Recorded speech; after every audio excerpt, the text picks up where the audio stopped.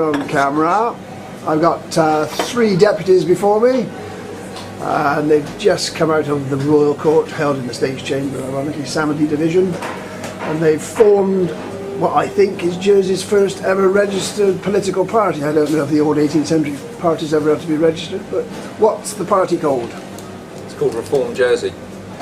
And in simple terms, reforming what? What's the main objective?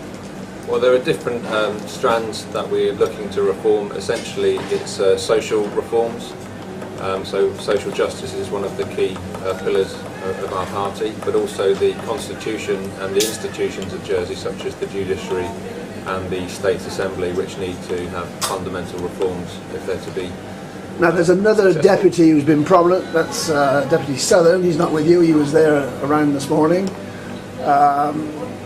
It's only deputies at the moment.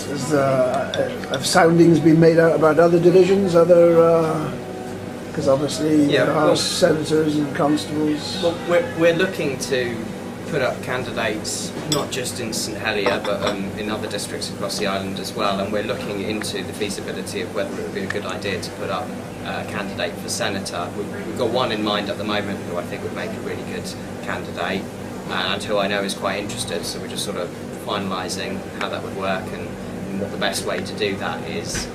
I think that's the point really. Our electoral systems are very confusing.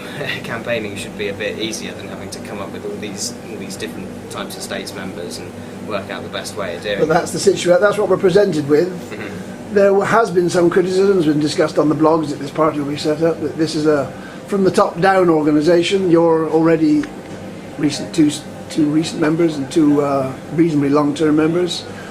The public at the moment haven't had much say, as far as I know, in the formation of the party. Is that by intent, or is that the way it's happened? I think it's needed a balance. I mean, clearly we've needed to have 20 signatories to form the party, so that there is an extra parliamentary body out there, and there is an element of grassroots within the party which is absolutely necessary. But yeah, it's needed some leadership, and I think what we've seen is that, especially with the election of the 2 new deputies in St Helier on the by-election, that's really given the momentum, if you like, to form the party. But absolutely correct, we have got people outside and we need to keep on growing the grassroots support, because the party is more than the parliamentarians, it's about the wider membership. The formation of the party in the court today took only a few minutes before the bailiff. There were no searching questions asked. He asked about your amended constitution. Does that mean they've got a copy of your amended constitution? Is that now out there for the public to see? Yeah, the political parties law means there's a few criteria you've got to have fulfilled so you can be registered, and one of those is to have a proper written constitution as well as designated office holders. You can view the political parties register at the Judicial Rep. I think you have to pay for it. I think you have to pay something for the paper, essentially, and one of the things you'll be able to see is a copy of the Constitution. Registering, does that actually give advantage to anybody? I mean, the law says you have to if you're going to do what? Why do you have to register at all? If you're not registered, you can't actually have your party name on the ballot paper, right, which is something I think is really important to actually visually see that your party stands out, because your candidates have actually got the party name on it. It means the name is registered, so nobody else can go around pretending that they're you when they're not actually you.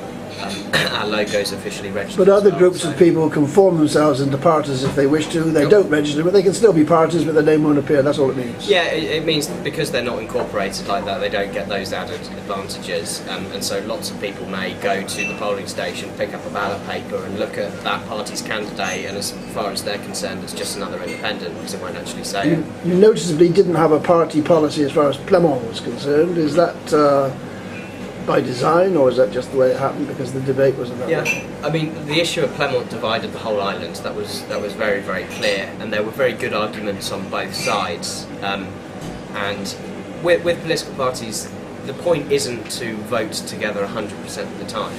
The more important point is actually sharing the same values and direction. And if you look at parties in the UK and in other jurisdictions as well, parties themselves are coalitions, and there'll be some issues people don't agree with. People get given exemptions if they've got a long-standing view that they've held for a while, which of course... We've heard a lot about collective responsibility as far as the ministers are concerned, and one of those very prominent ministers fell out the other day with his chief minister, and it was very embarrassing all round for the officials. Rather fun for the rest of us. We thought it was very fun, but there's no mechanism there to discipline people who fall out, but there will be under the new regime. There will be. Now you've got a private proposition coming forward on marriage, gay marriage soon. Is that a party issue, or you got a party policy on that? Well, the party's all in support of it, definitely. We're a party that says in our constitution that we support human rights and we support everybody being equal before the law, and that includes gay people, obviously. We're a progressive, modern, outward-looking party, and I think... I'm just wondering at what point does collective responsibility apply to you in the same way that it's going to apply under the new regime of the Council of Ministers? At what point do you become... Well, I think the difference between us and the Council of Ministers is